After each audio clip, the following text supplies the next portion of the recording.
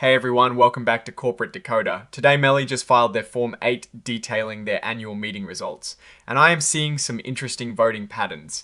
Quick note, this is not financial advice, just my take on public filings for educational purposes.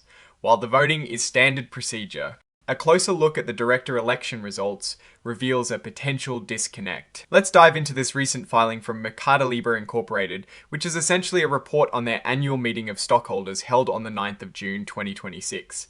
Think of it like a company's report card on shareholder involvement and decisions. The main purpose of this filing is to tell everyone what happened at the meeting. Shareholders got to vote on three key things. First, they voted to elect directors who will guide the company for the next few years. Second, they gave their opinion on how much the company's top executives were paid for the past year.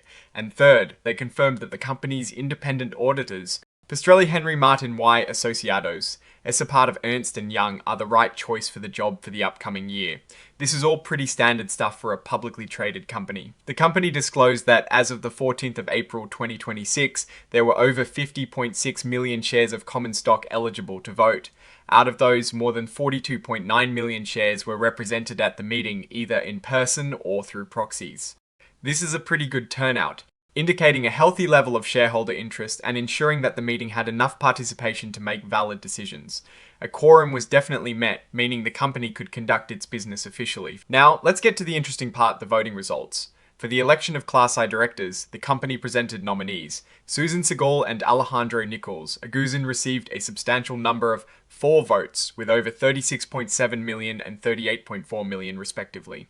However, Stelleo Tolda received a significantly lower number of 4 votes, just over 13.3 million, while receiving a much larger number of withheld votes, nearly 25.6 million. This is a stark contrast and suggests a divided opinion among shareholders regarding this particular nominee. It raises a question about management's slate and if all nominees truly had broad support. You also see a notable number of broken non-votes, which means the brokers who hold shares on behalf of their clients didn't receive instructions on how to vote for these directors. Next up is the advisory vote on executive compensation. Shareholders approved the compensation for the company's named executive officers for fiscal year 2025.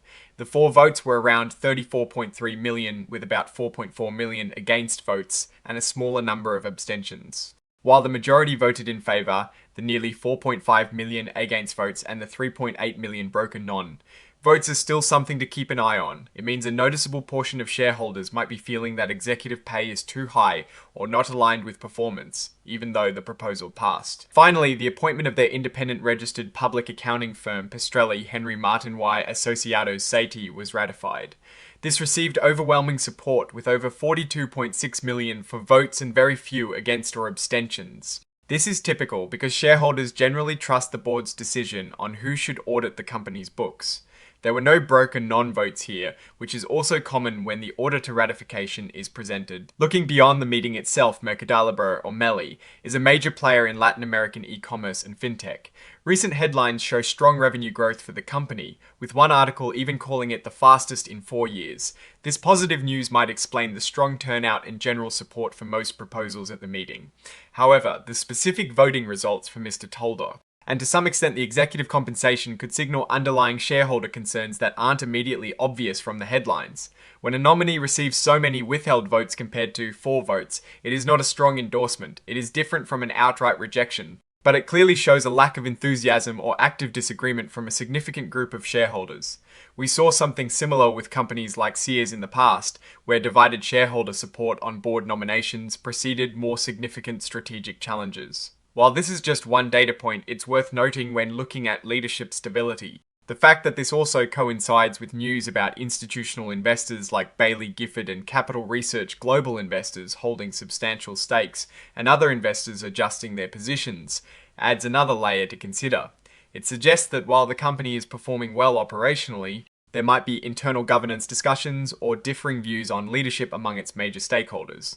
What is interesting here is that while the company is reporting strong revenue growth, a significant minority of shareholders are signaling reservations through their votes. This disconnect between operational success and shareholder sentiment on leadership can sometimes be a precursor to future challenges. It could mean that while the business is growing, there are strategic disagreements or concerns about specific individuals on the board for investors. It's a signal to dig deeper into the company's governance and understand the reasons behind this split vote. That is my take. Stay decoded. If you found this analysis helpful, be sure to like this video and subscribe for more corporate filings breakdowns, and join our growing community on Discord linked in the description.